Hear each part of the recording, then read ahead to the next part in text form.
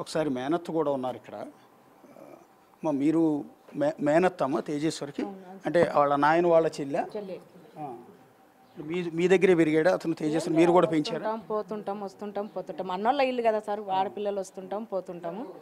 వచ్చిండు సార్, అతమ్మ నేను పెళ్లి చేసుకుంటా నా కొడుకు చెప్పిండు, అందరు చెప్పినాడు, నా కొడుకు చెప్పిండు అత్తమామ ఎక్కువనా ఆ పిల్ల ఎక్కువ అంటే, ఆ పిల్ల కోసం నేను చన్ననే పోతా బావా, నేను చనిపోతా అంటే, వద్దు నాన్న నీవు ఆ పిల్ల నిన్ను మంచి చూసుకున్నాను చెప్పే నీవు ఆ పిల్ల బతుకుతుంది, లేకుంటే ఆ పిల్లకి మేము ఏమన్నా చేయగలుగుతాం ఆ పిల్ల అంటే, లేదు అతను నా పిల్ల కొనుక చన్ననే పోతా నేను చనిపోతా అని అంటున్నాడు వాడు. ఎట్లా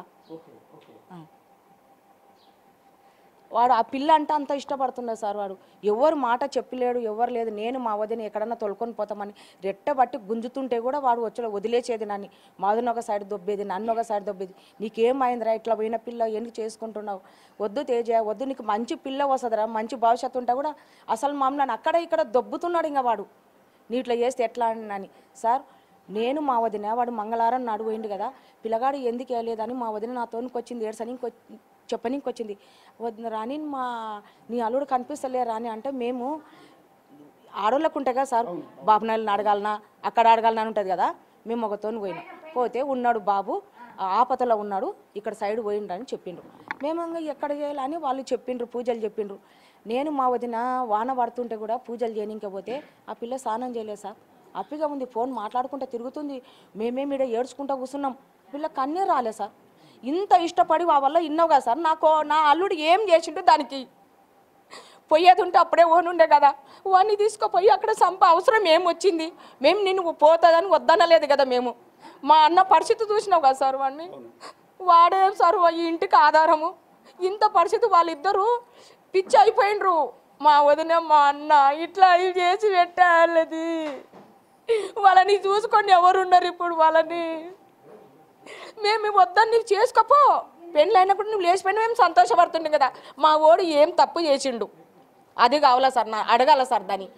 ప్రతి ఆడ మనిషి, నేను కూడా ఒక ఆడమ్మ కడుపులో పుట్టిన, నేను కూడా నాకు ఒక బిడ్డ, 2 కొడుకులు, నాకు కూడా పిల్లలు ఉన్నారు, నేను కూడా ఒక ఆడపిల్లనే. కానీ ఇంతకన్నా దారుణం చేయకూడదు సారు. అంత దారుణం చేసి అవసరం ఏమొచ్చింది? నీవు వదులు లేకుంటే ఇచ్చిపెట్టి వెళ్ళిపో, మేము సంతోషపడుతున్నాం కదా. నా అల్లుని పానం ఉంటుండే కదా.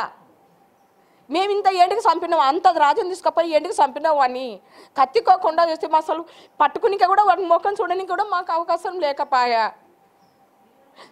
వచ్చినప్పుడు ఇంటికి వచ్చినప్పుడు అత్తమ్మ అది ఇది అని మాతోనే మాట్లాడతాడు. మా అల్లుడు వచ్చి మాట్లాడతాడా? మా అన్న ఇంట్లో పడినాడు, మాల పరిస్థితి ఎట్లా? పిచ్చిది అయిపోయింది సార్, మాల ఉన్నవాడు ఇట్లా వెళ్ళిపోయి ఎట్ట చూసుకున్నా. ప్రతి ఆడ మనిషికి ఇట్లా చేసేతోళ్ళని ఉండని ఎవరు సార్, మీకు దండం పెడతాను ఆయన. నా అన్న కుటుంబమే ఆర్చి పెట్టేది. మేమల్ని ఏం తప్పు చేసిండు సార్? దానికి ఏమన్నా నేను హింసించిరే, ఏం చేసిరే? నువ్వు పని చేయకుండా కూడా మా వదిన వంట చేసి పెట్టినా కూడా నీ వంట తినకుంటూ అంట. అమ్మ వచ్చి కొంట తినదు ఆ పిల్ల, బెట్టుండి తెప్పించుకొని తింటదంట, అట్లా కూడా ఉండనిలే కొత్త పిల్ల అని మేము చేసుకుంటూ వస్తుంది. ఇంతగానం నా అల్లుడు ఏం తప్పు చేసిండు దానికి చెప్పండి సార్, నిజం చెప్తున్నా సార్, మీ కాలు పట్టుకుంటానమ్మా. నా అల్లుడు ఏం తప్పు చేసేదానికి? అంతగానో చూడి చంపిస్తే నీకు ఇష్టం ఉంటే వాంతో వెళ్ళిపోని ఉంటుంది. నా అల్లుడు ఏం తప్పు చేసేదానికి? వాడిని ఏ వంశం లేకుండా చేసి పెడుతుంది. నా అల్లుడు ఇంత ఇల్లు కట్టించినా కూడా ఇంట్లో కూడా కాపురం చెయ్యలేదు. ఇవల్ల నీ కష్టంతోనే పెట్టుకుంటుంది కదా కోడా.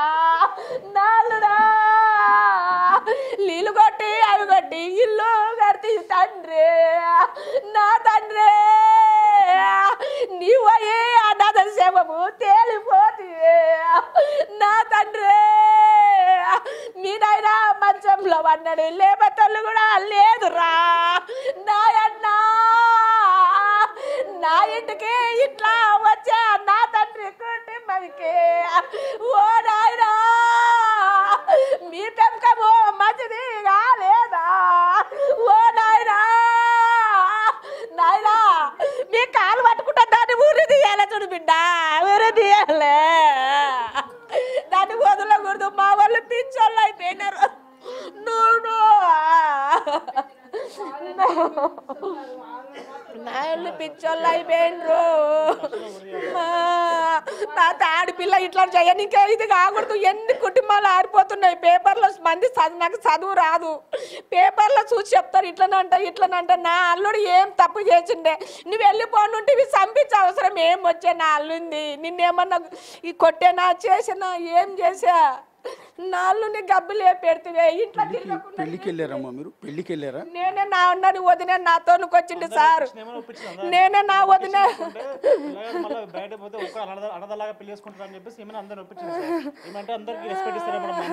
మీరు బావా?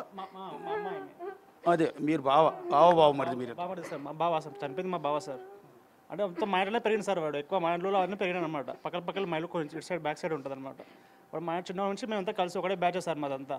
సో వాడు ఎవరు అసలు గొడవంటే భయపడతారు సార్. వాడు దూరం ఉంటాడు సార్. ఏదైనా మామూలు పొలం పచ్చల్లో పోయినప్పుడు కూడా మామూలు సర్వీస్ చేస్తారు కదా సార్. అదే పక్కన గొడవ పడుతుంటే కూడా దూరం పచ్చలు పడతారు సార్. మళ్ళీ అంతా క్లియర్ అయినా పిలిచండి వస్తా అని చెప్తున్నారు సార్. అట్లా ఆ రోజు పెళ్లికి కూడా మీరే లీడ్ తీసుకుని మీరే దగ్గరుండి ఏర్పాట్లు చేసి వీళ్ళందరినీ ఒప్పించి తీసుకెళ్ళారు సార్. మళ్ళీ వాడు మాకు ఇష్టం లేదు సార్. మాకు మొత్తం ఎంక్వైరీ చేసాం సార్. కాకపోతే మళ్ళీ వాడు అన్నదలాగా పెళ్లి చేసుకుంటే ఎట్లా? మేము అంతమంది బలగం పెట్టుకొని ఇంతమంది బంధువులను పెట్టుకొని వాడు చేసుకుంటే ఎట్లా? మనం అంతా సపోర్ట్ చేసుకుంటే చేయకుండా ఎట్లా? మన వాడికి మనం చేయకుండా ఎట్లా సార్? మా రక్తం నాకు చేయకుండా ఎట్లా అని మా అమ్మని అందరిని ఒప్పించేసింది సార్. పెళ్లికి అందరిని ఒప్పించి అందరిని మోటివేట్ చేసి మా అత్తని మా మామని తొలకపోయి దగ్గరుండి పెళ్లి చేసుకొని తలవారు వేసుకొచ్చాం సార్. మరి మేము ముందు ఫస్ట్ మేము పార్టిసిపేట్ చేయలేదు సార్ పెళ్ళిలో. లాస్ట్ మూమెంట్లో పోయి అక్షంతలు వేసి వచ్చినాం సార్. అట్లా మీరు చిన్నప్పటి నుంచి మేనత్త కదా మీరు? అన్న కొడుకు తేజ ఇద్దరు ట్విన్స్ ఇద్దరిని మీరు పెంచారమ్మా? అంటే మీ దగ్గరే పెరిగారా?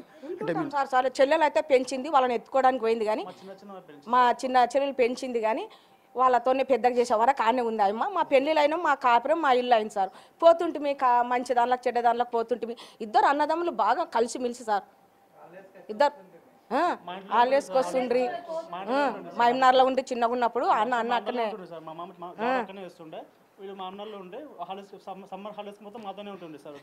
యాక్చువల్లీ పెళ్ళిని ఇంట్లో ఫ్యామిలీ మెంబర్స్ ఎవరు కూడా యాక్సెప్ట్ చేయలేదు. వాళ్ళ అక్క కావచ్చు, నాన్న కావచ్చు, అమ్మ కావచ్చు, ఆ అమ్మాయి మంచిది కాదు, బ్రదర్ కావచ్చు, అందరూ కూడా చెప్పారు అమ్మాయి మంచిది కాదు, వద్దు అమ్మాయితో పెళ్ళి వద్దని చెప్పి.